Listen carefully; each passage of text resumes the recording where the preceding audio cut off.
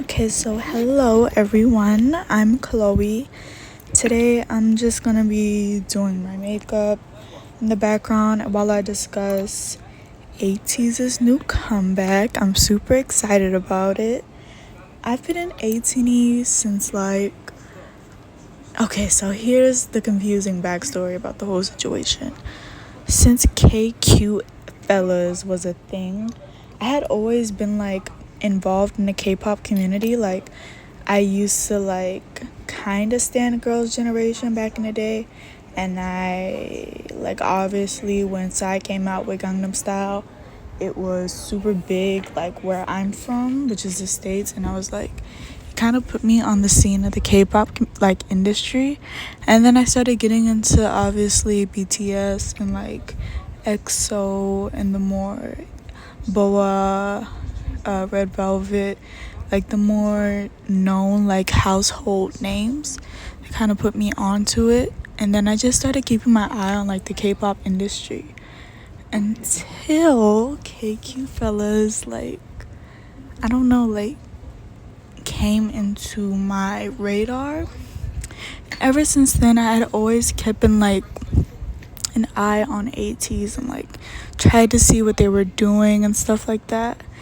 And then I want to say when Answer came out, and then Hala Hala and more music videos started to come out, I started to really get into Ateez more, and I noticed this one member that caught my eye, Wooyoung, and it was history from there. But that's my backstory as an Ateez. So let's get into the meat and potatoes, which is the new comeback. So on June 28th, Ateez shared a teaser image with a QR code that led fans to an audio file. The teaser, titled Propaganda, also revealed the comeback album's title, which is The World Episode 1, The Movement. Now, Ateez has been working really hard in the media for the past months and stuff like that, with obviously Deja Vu and Eternal Sunshine, and I really appreciate it. I really enjoyed seeing those and how they promoted it, especially Deja Vu and Eternal Sunshine, in the way that they kind of made it interactive with the fans, the way we were able to vote for it and stuff like that. Obviously their promotions with it, being on Show to View and so many other promotions, when San and Wooyoung had that little, I forgot what the program was called, but it was kind of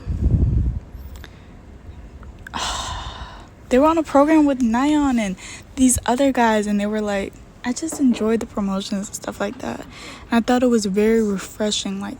Deja Vu was obviously a darker, sexier kind of concept, and then Eternal Sunshine was a bright concept, and it was just overall interactive and refreshing. And then obviously they went on tour, they had their Europe tour, and I think they had a leg in the US as well.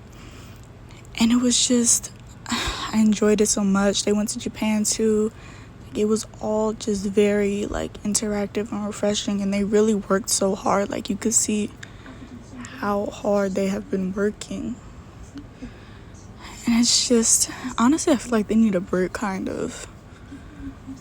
But the way they released this new with the gorilla concept photos, let's get into that, because first of all, they look too good, too good. I just could not believe my eyes. Let me see.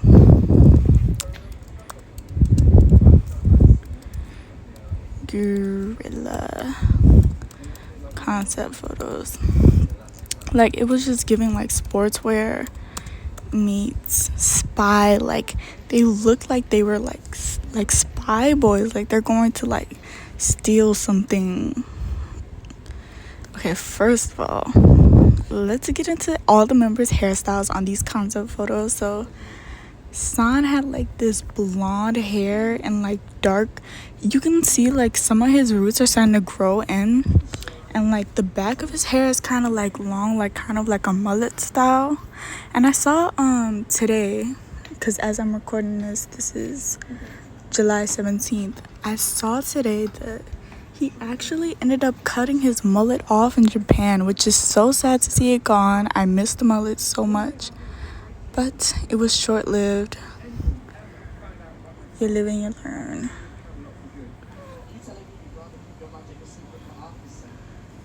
Okay. I'm missing. Back to what I was saying. That was weird. Let's get into Yuno. Yuno has dark hair this time. Is it navy blue?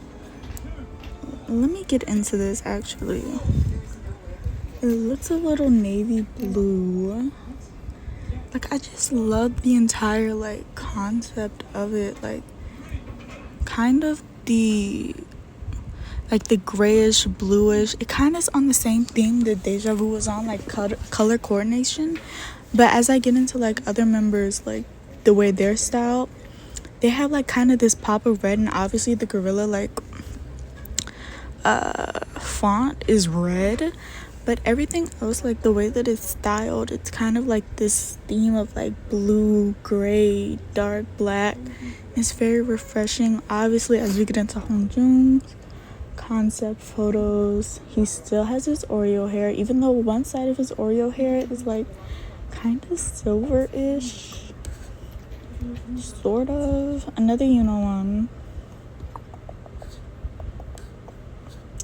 Then the one that caught my eye the most was Sungwas, because he's the only member who has like the bright red, and it's just, oh my god, delicioso. Then Yosang, you have the silver, his hair is silver, Maltese boy. Yeah, they just all looked incredible.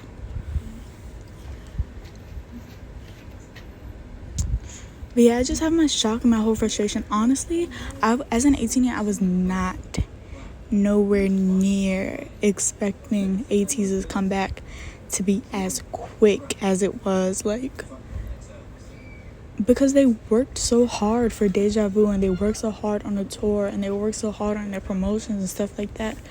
I was kind of expecting them to have like a very minor, like, not necessarily a break, but I was not at all expecting an album nowhere near this soon. But honestly, Ateez has been doing a lot of big things. Like when they went on their European leg of the tour, they were able to sell out. I don't quote me on this. The Wembley Stadium, 20,000, and I feel like that's so huge. And not even to just compare them to like other groups, but honestly, what fourth generation like K-pop boy group do you know right now that's doing it like Ateez, other than Stray Kids? Like, because Stray Kids has been doing a lot, like they've been on tour. Those are the only other one that I can say like that has been doing big things. So like, please don't attack me on this, like this is just my opinion, but they've honestly been working hard. Okay, so let's get into the trailers that were released like 5 days ago. The World Movement trailers. Honestly, the budget, I just want to know what type of budget they were getting from these trailers. Like,